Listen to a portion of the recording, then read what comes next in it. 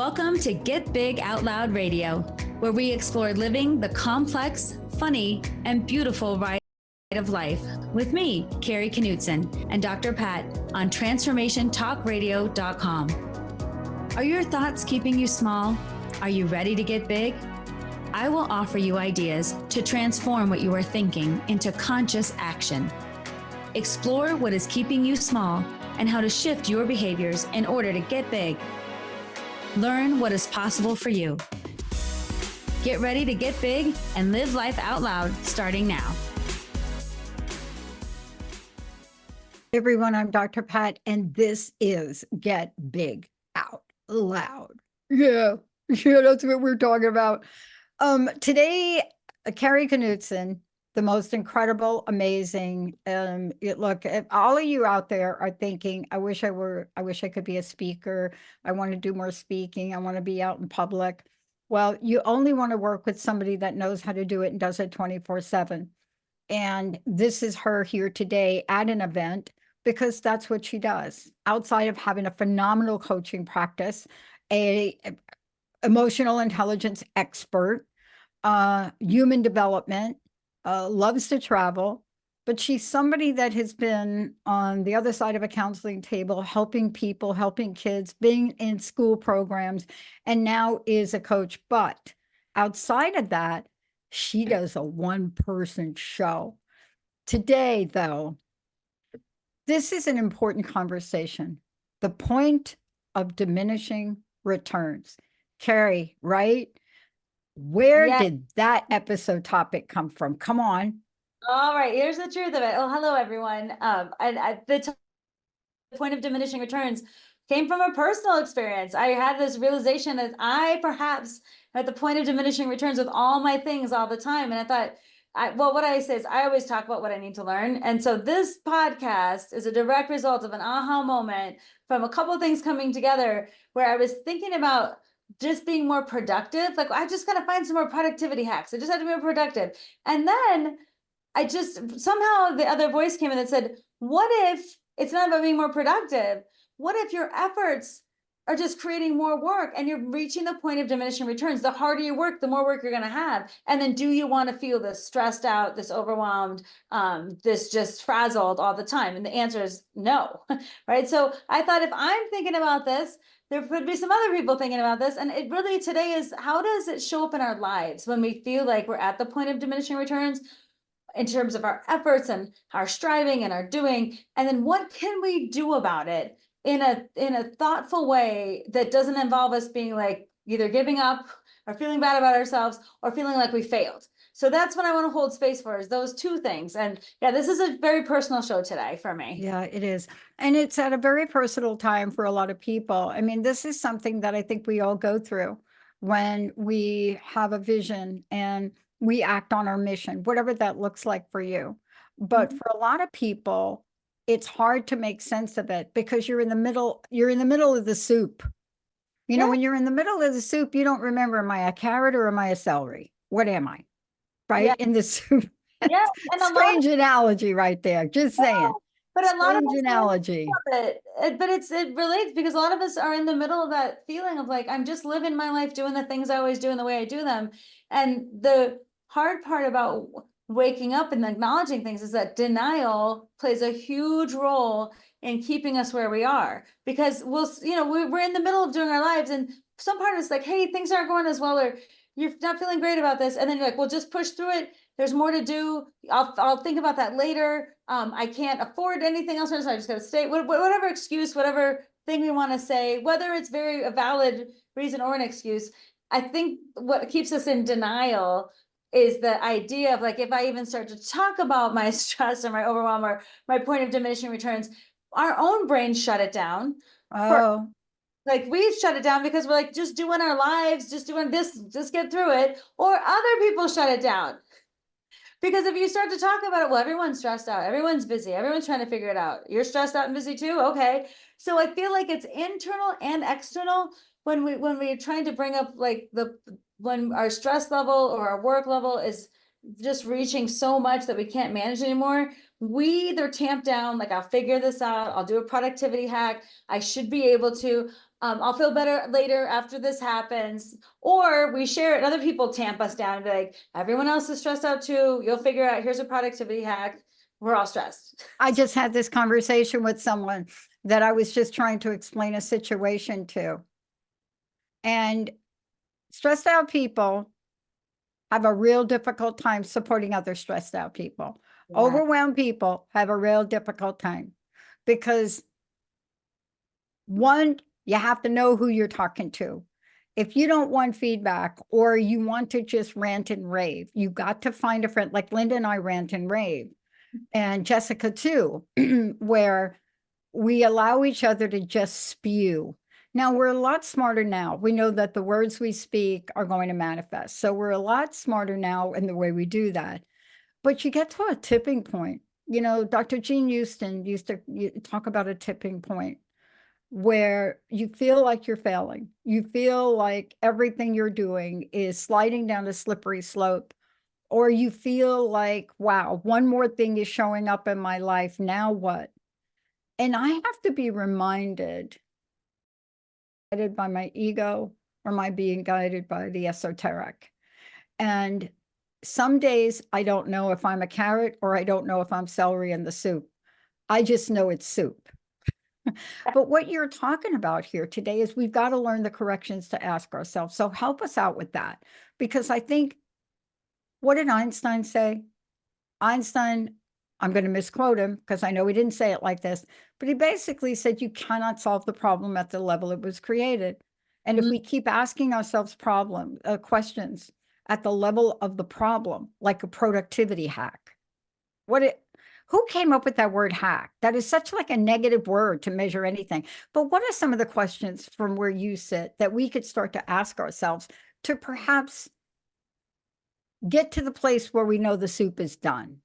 Yes, and I think the questions that we start asking ourselves come from a really like a quieter voice of like with the rest of the world saying, be busy, do more. And our productivity is really wrapped up in our worthiness. For a lot of us, it's connected. How many things we do on our to-do list equals our worth or our value. And sometimes I have to think about that, like, what's my own mindset like around my productivity and how much I get done? And because I think sometimes we get a lot done just to do a lot more, just to do a lot more. And so it's never really done. And sometimes I can feel my worthiness being tied into how much I do. And I always say for this, the first is to remember this, and it's so simple, but it's so profound. We are human beings, not human doings. Hmm. We are human beings. We have worth and value just because we show up. We don't have to do anything to share our worth. And I can see when I wrap myself up in the more I do, the more worthy I am, and how busy I get. And having my schedule a certain way or things like that, like doesn't actually equal my value or worth. And I have to remind myself. So one of the first things I think we can do is just allow that more calm, quiet voice to come up to be like, am I at a place right now in my life where I'm telling myself, just work harder or do more.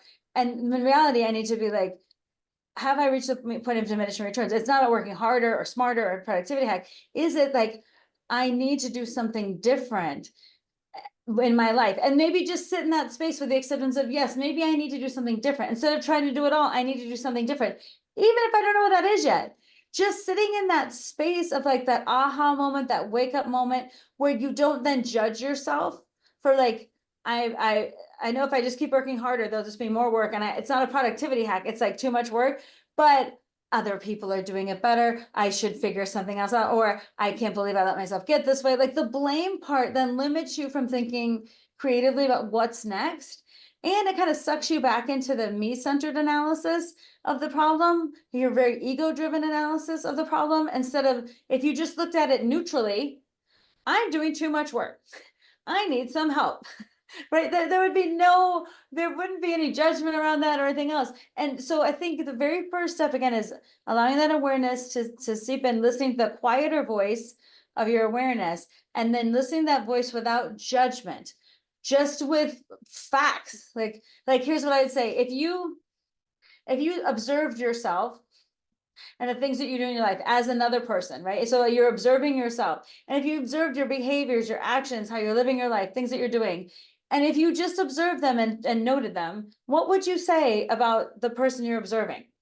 Right? In the kind, loving way, not just be like, does that person stay up at all hours? Is that person not doing stuff for self-care? Is that person like losing out on friends and family time because they're working so much? Is that person feel like sad more than happy around certain situations, like where it should bring them joy, but there's like also some sadness around it or some overwhelm? What's happening to that person? And I always say, like, if you can look at yourself like the other in a neutral way, you can just observe what's going on in a neutral lens, can be so helpful to getting out of denial that you might need a change, that you might need some help, that you want something different for yourself. So that's the very first step, is around getting out of denial, just to Yeah. acknowledge. Yeah, I was so okay. So you and I coach people, right? And 9 times out of 10, we can help other people because we see other people, right? But I was having a conversation this morning with my team, and when you know you're on your path and things are not going the way you think, it's so easy to throw in the towel. You know, I think Muhammad Ali said something. Okay, now a boxing reference. I think Muhammad Ali said something, right? In the way Muhammad Ali would say things. What a brilliant orator he was. My gosh. I mean, could you even keep up with the man? No, you couldn't. But one of the things that we talk about, and we've seen this, you know, movies. Who hasn't seen Rocky? I don't know if you haven't seen Rocky. I've seen Rocky. Okay, so we've seen this, and the Stallone legacy, Sylvester Stallone legacy, genius behind the Rocky. But what don't we see in Rocky? So here's the question that I'd love you to address. Sometimes we think that if we're on our life's path and we're on course, that we're not going to run into obstacles, that we're not going to be challenged, we're not going to have setbacks. And yet we do. And all of these people, including other people in the spiritual world, say that setback and the degree by which you're hassling with your work schedule, you're overwhelmed, that isn't for failure. That's to set you up for something greater.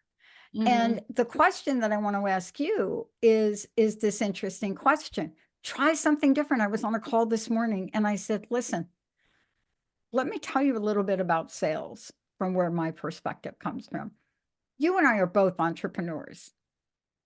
And many people listening may not be. They may be in corporate, they may, whatever they do, they may, everybody is selling. If you're working a job, you're selling something.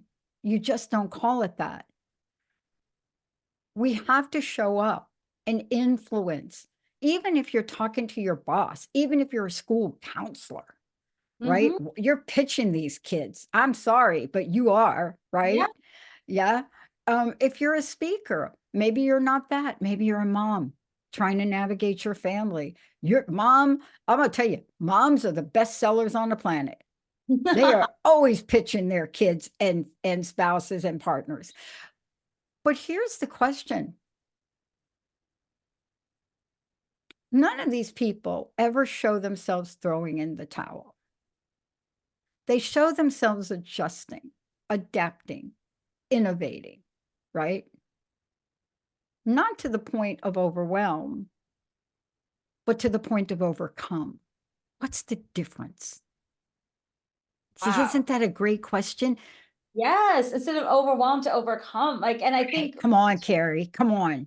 The Rocky, well, especially I love the Rocky movie, especially the first one, because if you're talking about that movie, that's a person who ends up, Rocky, the character Rocky, has not a lot of support in his life. No one's cheering him on. He has no relationships that are helping him. His own trainer at somewhere doesn't believe in him, and he doesn't think he can do what he wants to do. And he's at this point of like very diminishing return. Like, all of his efforts have fallen up short. And the question I asked around this movie, so in the movie, one day he wakes up and decides to train for a fight he knows he can't win. and he Right. does it on his own, right? He chugs the legs, he puts on his sweatshirt, and he starts to run.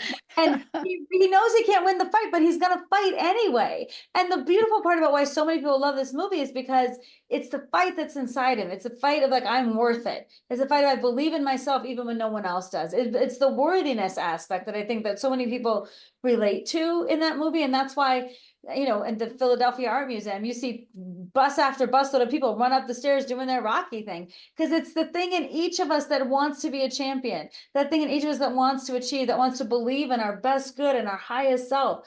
And when you think about the overcoming those obstacles, we are the only ones that can do that for ourselves.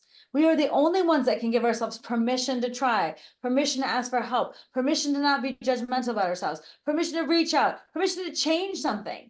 And you can have tons of people telling you what to do and how to do it. And it is might as just be falling on deaf ears, because unless we own that, unless we are willing to like open ourselves up to that idea of possibility and overcoming from inside, like I feel like it's like someone saying, here's how to lose weight and do this and this and this and this and that. And so you think about that, but then you're like, well, I don't either want to do that, or I don't know how to do that, or I'm not interested in that, or I'm only listening to some of it. And like, we know how to do all these things, but then how we show up to do it, like if we're not ready or we're not engaged or we don't decide we want it for us, it's an external motivator that doesn't really apply. And when you're thinking about the point of diminishing returns, especially when we're so in our heads about this, right, about what we think we have to do, again, it's that, to me, the overcoming piece is, can I get in touch with that voice inside me that allows me to say, this is what's true for me.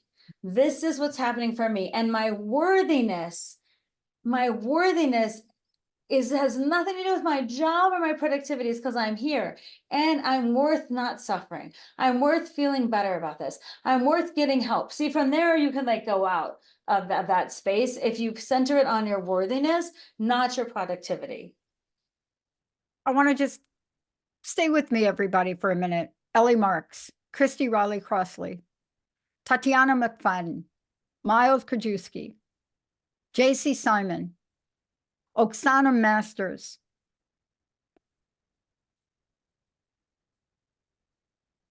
Who are these people? Who are these people? For the first time in United States history at the Paralympics, which just ended, included 53 first-time Paralympic medalists, 29 athletes securing multiple medals in Paris. Team USA competed in 20 sports, earning podium finishes in 16. The names I mentioned are just a few. When you take a look at their accomplishments, Chuck Aoki, Sarah Adam, right?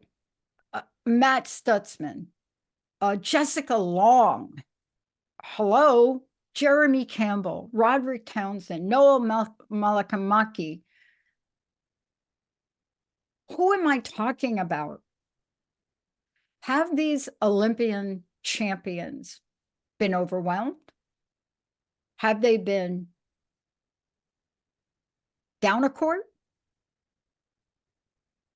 If you all do not watch the Paralympics, I highly encourage you to go back and go get them out of, what is it, Peacock or somebody over there who carried them. Watch them. Watch these people. For those of us that have worked with Special Olympics, for those of us that understand this, you will get a clearly defined line on how to go from overwhelmed to outstanding, to how never to give up.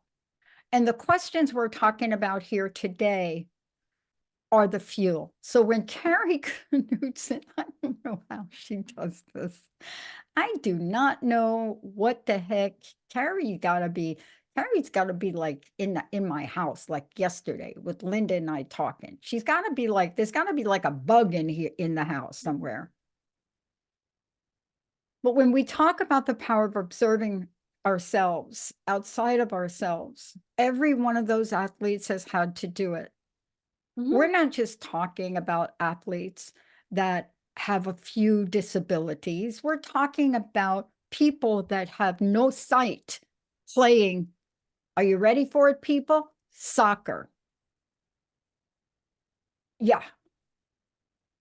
People in wheelchairs playing rugby. Now that's watch that game. But what you're watching is a level of inspiration that allows you to get out of yourself and ask different questions, because that's what you're doing today. You're helping us look at different questions. But let's talk about denial. Yeah, well, denial plays a big role. And the interesting thing that you said is like, sometimes you can't see, like until you see people play rugby in wheelchairs, you can't even envision, how do you play it? Until you see someone who's blind playing soccer, you're like, how does that work? Right. And until you see someone with no arms doing archery, you don't know how it happens. Right. So that to me is like a really good tie into thinking about sometimes with ourselves. Just because I can't see it yet doesn't mean it doesn't exist. Just because I haven't experienced it doesn't mean someone doesn't know how to do it, or there's another way. And that's the thing, the beauty of getting out of denial is sometimes we're in denial because we're like, well, this is all I know and this is all I can do, and there's nothing I can do to change it. And that is a form of denial. Think, can I just be curious? And I love the idea around the Paralympics. It is inspirational in some way, and it also changes your view of like athletes. What does it mean to be an athlete fully and completely, with or without a disability? What does an athlete look like? And then if you apply that to what we're talking about today, getting out of denial and looking at other people and other sources of inspiration. Sometimes you're like, I might not know how to do it yet, but other people do. Yeah. I might not know how to do this yet, but other people might help me. I don't know how to do this yet, but I know there must be a better way, and it's figure outable. And it's again, it's all that stuff that allows you to start from this place and be like, I'm going to figure this out. But I have to get out of denial first, even to take the first step, even to be inspired by other people, even to be hopeful, even to take notes on what do other people do, and even to think, I'm going to ask for some help. And I feel like this in my own life shows up. If you think about, so my one woman show that I have a one woman show. And you would think at the end of a one woman show, it's about storytelling, comedy, and all this. It's great. I would just say, thanks, Kari. You put the show on. But like, I have a huge list of people to thank that are not on stage with me, that are behind the scenes, that have done a host of other things to help make the show possible. And it's so easy for me in my show to think like, I can't possibly do this by myself, because to put on a show, you need all these people. So I don't even question that I need help. I don't question that I can use other people's expertise for sound, for light, for program, for interpreting, for props. I don't even question my need to utilize other people and to have them involved in order for the show to be the best. And it's so funny when I juxtapose that to other parts of my life, though. Why for the show is it easy for me to say, I need all these other people? Why can I acknowledge that? But then in my business life, I should be a solopreneur. I should do everything on my own. I should have figured it out. And I think we hold spaces like that for ourselves. Yeah. Some of us be like, in some spaces, it's easy for me to acknowledge that. And others were like, total denial. Yeah. I mean, the bottom line is that all of us go through these steps or phases or whatever you want to call them. You know, when you hear some of the athletes that experience the Olympics, you can't unsee what you've seen. I will never, ever unsee Chinese swimmer. His name is Gao. I will never be able to unsee him win gold, gold, gold. He has no arms. He swam without a cap. And there was a shot of him swimming, I think the 50. He may have even broken his own world record. And you could see his head coming up in the water like a missile. That's how fast he was going. You can't unsee that greatness. And we have to find that greatness in itself. Yes. And I'm not talking about unseeing a swimmer that didn't have any arms. That's not what I'm saying. I can't unsee his greatness. And isn't that beautiful that you can recognize that in him and what he brought, and then apply that to seeing our own greatness for what it is? But also, I love the idea of too, like, we saw his moment, right? We saw him finish. You saw that with your own eyes. You didn't see the hours and hours and No. hours of training. You didn't see anything around his family life or his support system or his coaches. You didn't see anything else about him. He just showed up in that moment, right? And that's sometimes what I think for ourselves. I'm supposed to show up in this moment. We don't recognize any of the causes, the factors, the history, anything that came behind it. Sometimes we're just in that moment, and a lot of people tend to, in a moment where they're not feeling good about themselves, like instead of seeing their greatness and what's possible and what's good or what's right, we tend to go, what's wrong with me? I'm a failure. I couldn't do it perfect, so I can't do anything. Like, notice that the brain, like, will go one way or another, and it's easier to see that in other people, but sometimes in ourselves, we have to recognize our greatness, and we have to see, like, this didn't all happen yesterday. Like, things have been building for a while, or I've had to figure this out, or look what I have done, and I'm at a new point, right? But look at all the things behind the scenes that are happening that make this moment what it is. That's a very relatable idea to like a performance or watching a sporting event or something like that, when people shine in the moment, and then you don't see everything that it took to get them there. You don't. And we're going to take a short break, because when we come back, we're going to take the point of diminishing returns and we are going to flip that puppy right around. Because when you see and can recognize the point of diminishing returns, you are at a choice point in your life or in your event or in your day. It could be, or even in your moment. It really could be that. It could be something that is going on that helps you recognize something seriously important about the opportunity that you absolutely may not be able to see. When we come back, we're going to talk more about that. Kari Knutson is going to help us flip that around. Emotional intelligence side, cognitive side, what you're thinking right there, emotional, what you're feeling, physical side, what you need to do. Rocky didn't just think, oh, I'm going to think about training. No. When we come back, we're going to talk about how much effort you put into getting to the law of diminishing returns, and how much effort are you willing to put in to reverse it. Let's take a short break, everybody. We'll be back with the most amazing Kari Knutson. I'm Dr. Pat. Emily's at the helm. We'll be right back.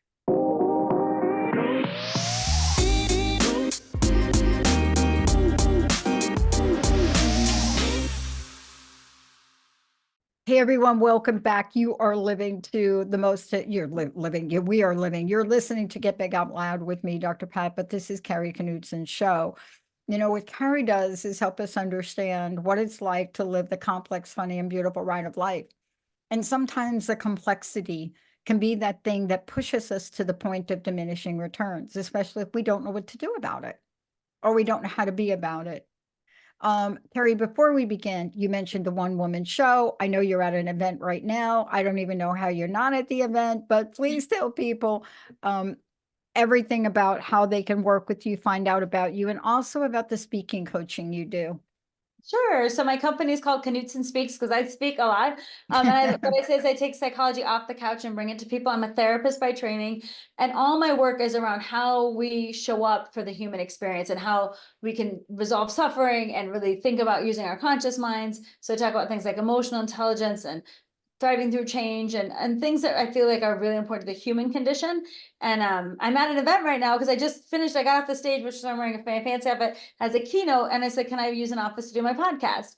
So I do keynotes, I do sessions, and I do coaching around not only using emotional intelligence and how to make your life better, but how to be a better public speaker. So I do have two kind of roads to my coaching, because I do so much speaking, and I think the world needs better speakers. And so I would be great of all of us. So I have all of those things. Then I have a one-woman storytelling and comedy show that I do a few times a year. And that is just a joy to put on. It's around our human connections and our foibles, and it's all under the umbrella of Knutson Speaks. Look, thank you for that. And there's so much more that you do. I think the work that you do with emotional intelligence, the work you've done with kids, your contribution of service that you participate in, all of those things, it helps us to get to the point where we could talk about the things that are so optimistic. But today we're talking about diminishing returns. And, I love the phrase. It's a big financial phrase, like it's a big business phrase. In business, when you're having a conversation and you're sitting down at your deal, right, with your board, or you're sitting down with your vice president. I don't care. I don't know who they are, but they're the people that you have to show the report to. And they Right. look at the report and they see a cross line. They see a line, right? And there's a line in finance where one goes down and one goes up. The idea is never to have that line go down and the one go up, where that point in the middle is your set point. Anything after that point, if you're putting more time and more money into something and you're getting less out, it's a diminish. It's a diminishing return. Yes. And in finance, all the bells, the whistles, the flags, people get fired, you get rid of it, right? The whole thing. But in our lives, it doesn't have to be that drastic. We can flip that coin. Let's talk about going from the law of diminishing returns to the law of accelerating returns. Yes. And this is so vital because it can be changed. And sometimes when you see you've reached that point, like you said, there's a set point where your effort isn't going to yield better outcomes. Your effort's going to be high and the outcomes are actually going to get worse. So like you've met diminishing returns. And a lot of us know that in our personal life when we've met that, but we say, just work harder, just try better, just do a hack. It will get better after next week or next month or whatever. And then we find ourselves living in this perpetual, someday it will get better, but we're not really acknowledging, have I reached the point of diminishing returns? Not because I'm a failure, not because I haven't tried, but because reality is I only have so much capacity to do all the things. And so this to me is really important to realize that we can shift that set point and then come back around to like, can I make this something that's worthwhile and productive rather than something that is, okay, now it's over. That's it.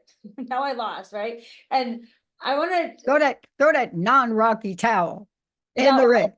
Yeah, throw that non-Rocky towel in the ring. Yeah. I mean, didn't matter who Rocky was boxing. I mean, the whole Rocky one, and then what was Rocky 2, where they both fell at the end and you don't know who won, right? I don't even know. I can't remember. I watched them all. I actually have a phrase that I use in my speaking events, and I say, "Get your Rocky on," because I think Rocky on. He's the internal motivator in all of us, and that way, at least the first movie was so captivating because it's that internal piece. When you realize something, when you believe in yourself and you know your own worthiness, and then you put it out there, you take action towards changing something that will help you get change instead of getting to the point of diminishing returns, right? You are able to accelerate and really grow yourself. And in this case, grow your business or grow your life in a way that's meaningful for you and realistic for you. Right. That's why I always say, get your Rocky on is my symbol of that, where it starts. And I think with the point of diminishing returns, I'm just going to tell you a quick story about how I started thinking about this idea. Yeah. Because I met this hugely successful woman who sells tile. Okay. And I did an event for her company, and they have showrooms in 3 or 4 places around Colorado. They're beautiful. The tile is amazing. It's like art. And I was talking to her about her path. Like, how did you do all this? And she said, well, I started selling tile out of the trunk of my car. I had this idea for tile, and I would go around to different designers. I would haul the tile out of the back of my car, go to their showrooms, and then haul it back. And so, and she's a small woman. She's like, so I got to work out because tile's heavy, right? So she told me about this, and now they have all these showrooms, 3 or 4. I want to say 4. And she's no longer schlepping tile out of the back of her car. She has 31 people in different locations doing all the things. And when I thought about talking to her, I had this moment when I was thinking about my own situation, and I had this aha moment of wake up, like a reality check, in the ways that I am still selling tile out of the back of my car in my own life and my own business. Me too. That's exactly what I thought about today for the show. I didn't have the tile analogy, but it's perfect. Yeah, for me, it's selling hot dogs from the hot dog cart, right? And running out of hot dogs. We must have that thing where what started us off, what was good to begin with, is not going to be what takes us to the finish line. It's just not. And that's okay to acknowledge that. That's the piece of acknowledgement. What started me off is not the same thing that's going to get me to the end. And when I talked to that woman, what started her off selling tile at the back of her truck worked. It worked until it didn't. And then she had to change in order to grow. She had oh my God. In order to be more successful. She had to ask people for help. She had to make some decisions outside of her comfort zone. Right? And that was such a beautiful analogy to me because, and it happened, I had this aha moment, as many of us do when we're not thinking about the thing, we think about the thing, but I'm swimming in my favorite place in the world, the ocean. Pick any ocean that's warm enough to swim in. I love it. I'm swimming in the ocean. And here's what I'm doing. Instead of enjoying my ocean swim, and I'm from Colorado, so I don't get to go to the ocean. So it's a huge deal when I buy an ocean, okay? It's like my dream come true. So I'm sitting there swimming in the ocean, and all I'm doing is this. I wonder if I was more productive in this way, if I'd be less stressed. I wonder if I could try this productivity app. I wonder, and I'm like, during my swim, all about productivity. And like all of a sudden, like shut up. And I just had this moment of like, it's not about being more productive. You have reached the point of diminishing returns. Your output is going to be diminished from here on out because you are selling tile out of the back of your trunk. You're no longer a solopreneur. You're ready to be an entrepreneur, and you have got to stop selling tile out the back of your truck. It's not being productive. It's changing your model. And I just sat there in the ocean. I was like, oh my gosh, I had this like, oh my gosh, oh my gosh, oh my gosh. Okay, let's get down with this for a minute. Yeah. You know who's another role model in that area? Joy, right? Joy Mangano. Joy Mangano. Joy, the queen of, what is that channel? The selling channel, right? Which, by the way, they basically challenged her, took her company, but the bottom line, she's selling, right? So I was talking about Joy. She created the first mop. She created that mop that you don't have to touch. And how did she do it? She created the mop, and like her, she's a phenomenal inventor. She's on my radar to interview this year when we do our 20 years thing. She's on my list.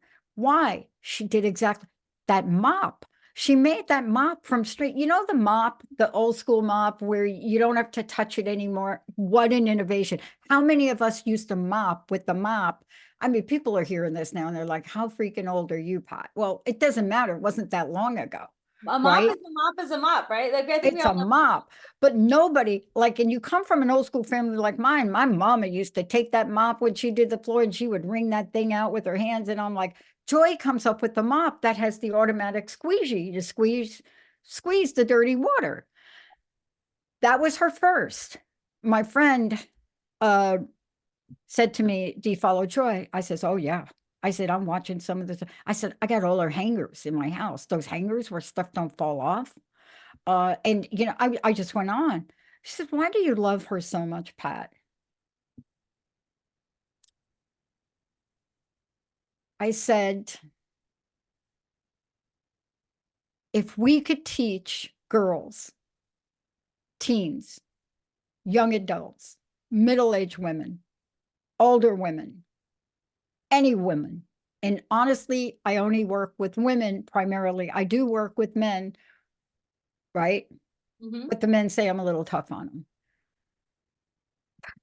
That's very true.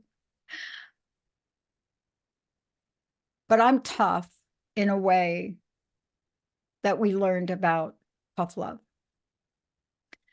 When people come to work with us, Kari, they have a vision and they want something. Joy, just like your friend that sells tile, you have to know when you're stopped selling from your car, your garage. We started our network in my basement apartment.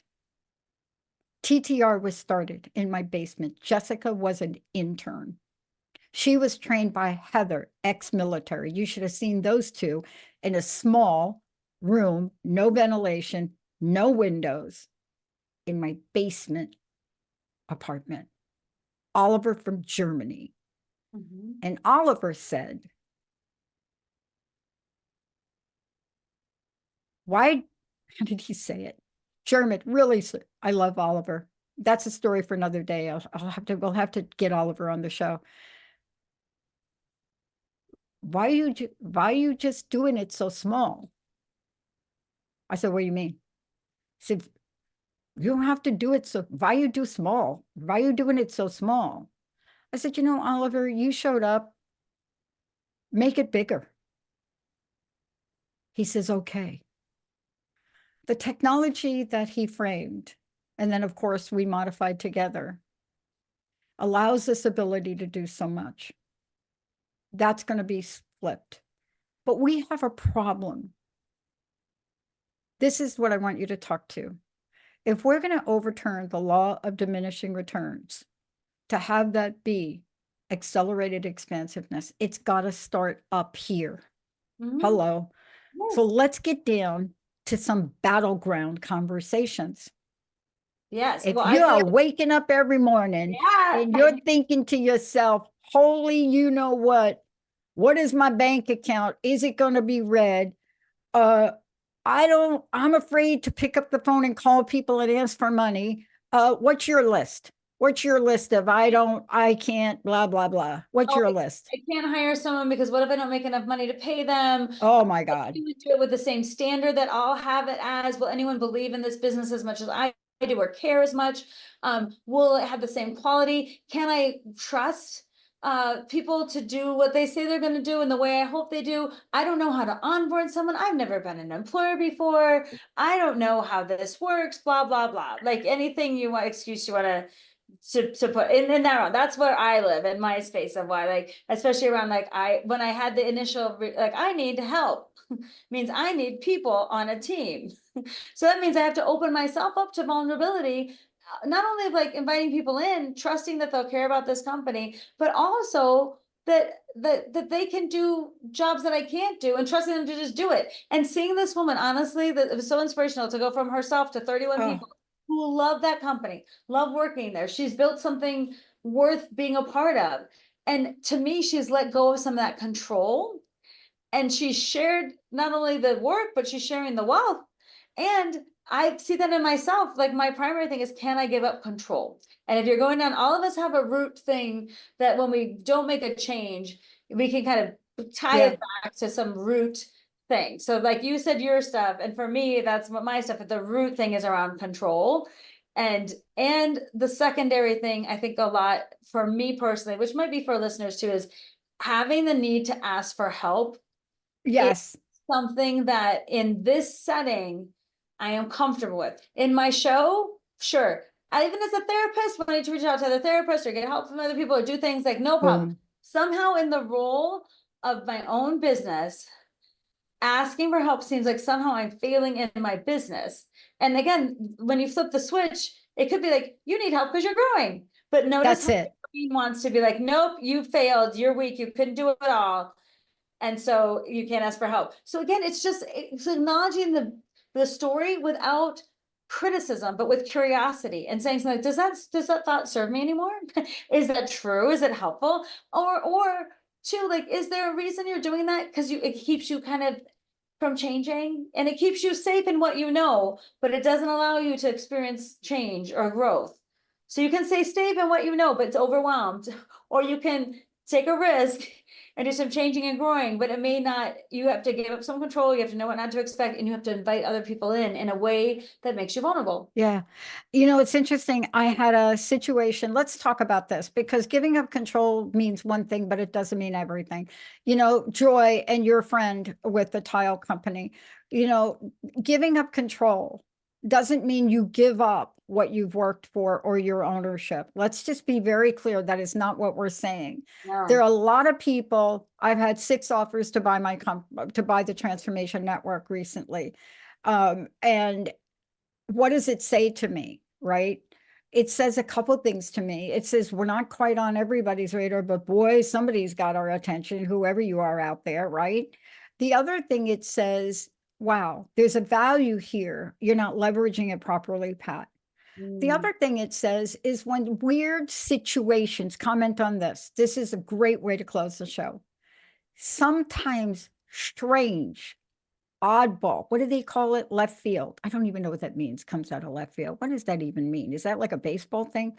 What Probably. it come like my friend called me the other day. He said, "You know what came out of left field yesterday?" I said, "No, what?" He said, "The Seahawks winning." Hello, Denver. Oh no, I should know this. But here's the thing. When things show up, I'm not kidding. I have a situation right now with my bank that absolutely has nothing to do with me. It has to do with something being done that's made my bank very paranoid about it. They call it fraud, they call it security, da da da da da, whatever the banks call things, right? normally, if you're like a sole proprietor, you're off and running and you got a little deal going on there, who cares? But when you are a corporation, a federal corporation, and you're working with a federal bank, those banks, they're like, you don't have control of your company. I said, yes, I do. They said, well, how did this check go through? I said, it's a mistake. What doesn't look like? I mean, here's what I want to stop. I want to stop listening to things that are not the truth of you. So here's the way I want to turn this diminishing returns around. Now, clearly my bank has got me by the you know what. Because when banks feel that there's a situation, they will shut down your account. Now, I'm a pretty good negotiator, so I'm just saying what I called in from my universe, my God, my spirit. I called in my bank, bank that shall not be named. I called in that you all figure it out, reconcile it, and be even better, a better bank than you've ever been before, and help me be a better business owner. See, what are we going to call in? Let's call it in. I am blessed, and for those of you out there that are so afraid to say I am, you got to say this with Kari and I right now, because you don't get past your hiccup without it. How many of you are ready to go out and ask for money that you need? No, money that you desire. We need to do a whole show on money. Do you know how hard it is for entrepreneurs to actually ask for what they're worth? Right, and that gets tied up into why we don't ask for things, why we don't make decisions that would help us. It gets tied into like why we stay stuck. And like you said, this doesn't even have to be about if you're an entrepreneur or not. This could be in some area of your life where you're feeling stuck or you've reached the point of diminishing returns, right? But in our situation, being business owners, it shows up this way. And growth and opportunity, to me, like you can't say growth and opportunity are the same. Like opportunities here, and then are you going to grow over here? Like they're two separate things. And to be able to think about that, and however it shows up, like you with the bank, me with asking for help, with realizing that like I'm overwhelmed, I can't keep my schedule straight, I'm missing out on opportunities, I'm not showing up as the fully engaged person I want to because I'm so tired from this and that and the other, that there's no time to catch up. So admitting, like you said, admitting to the bank, like this was a mistake. And for me, admitting like I've overdone it, but without the judgment that comes with it, and then I'm bad, right? And so for me, when you flip the script on when you think of the point of diminishing returns, if you think about, okay, where's that point at? There's obviously opportunity that I could tap into, and it's going to take a chance for me to grow to get there.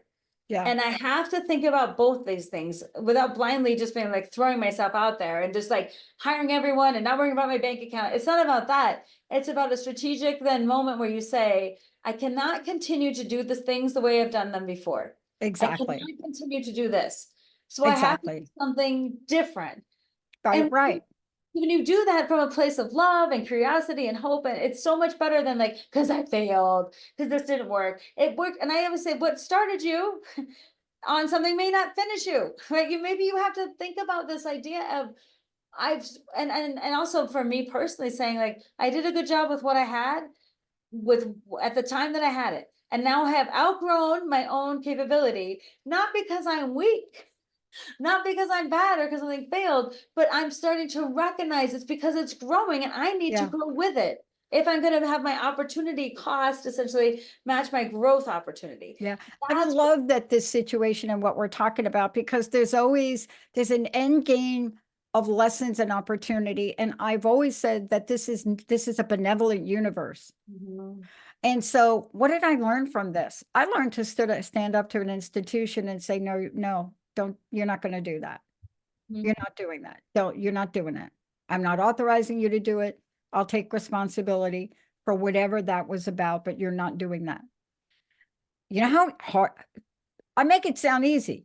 No, because you get so loaded with fear, with guilt from other people, from other places, that in order for us to stand tall, that's important, isn't it? In turning around the law of diminishing returns, we have to be able to stand tall in who we are, don't we? Even with you, even with what you're talking about. Oh yeah, and even when you see on the surface, like oh, she has this and she's doing that and she's doing whatever. And at the same time, I am dealing with this, that, and the other, and admitting to reaching the point of diminishing returns. And this is like how I want people to think about this as we close out the show, is to be able to say, like, once you have that reality check, that's the beautiful thing about getting out of denial. That self-awareness piece that says, like, what I look like on the surface and what's happening down below. Like, some people use the analogy of, like, the duck looks calm on top, but is paddling wildly below, but you never see the legs, right? A lot of us observe one thing and then make a whole bunch of assumptions, and we don't see the hard work going around underneath it. And so when you think about this, I hope when you listeners take something away from today, it's like getting out of denial, really being honest with yourself, and like observing yourself from outside yourself, to like see, what do I observe without, if I was just observing myself outside myself,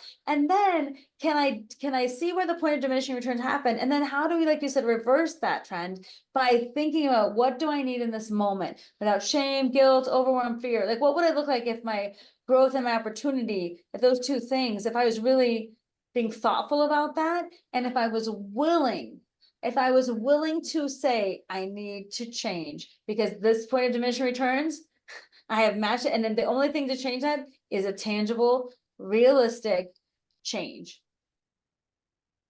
Kari, I can't thank you enough for today. Thank you, and whoever enabled you to be able to do the show today. It is perfect. It is a perfect day for the message. And I've never seen Rocky throw in the towel. What I've seen Rocky do is go get a whole new case of towels, a new team, new ways to combat whatever was in front of him. And that's been the journey of Sylvester Stallone as well. You know, so many things, right, that we learn about ourselves. What's your personal message? What would you like to leave us with today? Personal message is, get your Rocky on, people. Find that thing in you that allows you to get up again and again and like figure out your worth. And do not tie your productivity to your worth. Remember, you're a human being, not a human doing. And recognize when you're sending tile out of the back of the trunk of your car, and if that started you there, recognize if it's supposed to get you to the finish line. And if it doesn't, it's okay to say, like, be grateful for what you had, and then be ready to make some changes to grow into the opportunities that are waiting for you. You don't have to sacrifice your mental health, your stress, your time. You don't have to sacrifice yourself in order to achieve those goals. You do have to sacrifice the older version of yourself that thought and acted in a different way. That's my closing message. Thank you, Kari Knutson. What's your website? How do people find out about you, please? www.knutsonspeaks.com. It's KNUTSON speaks.com. And I'd love it if you reach out to me with questions about presentations, keynotes, coaching, my show, any of it. I'm all at Knutson Speaks, and I'm on social media under Knutson Speaks as well. And I'm hiring someone this month, by the way, because you were like, what's the outcome of this? I'm in the hiring process now with a company that works just with speakers and trainers and coaches around hiring my first person in my company. So hopefully by the next podcast, I will have some news to report. I love it. Kari Knutson, I'm Dr. Pat. Thank you, Emily. And to all of you out there, the law of diminishing returns is a thing. It's not you. And what we know about things, they can be changed, they can be deleted, they can be stopped, they can be accelerated. What we're trying to say to you is, you can do something different. Turn them around, solve the problem at a different level, create a challenge that's going to take you to the place you want to go, because that's what you'll overcome. We'll see you next time. You have been listening to Get Big Out Loud Radio, where we explore the complex, funny, and beautiful ride of life with me, Kari Knutson, joining Dr. Pat live every second Monday at 10 a.m. Pacific on TransformationTalkRadio.com. I will help you to know which thoughts are keeping you small in order for you to get big. Get big and live your life out loud. For more information, visit KnutsonSpeaks.com.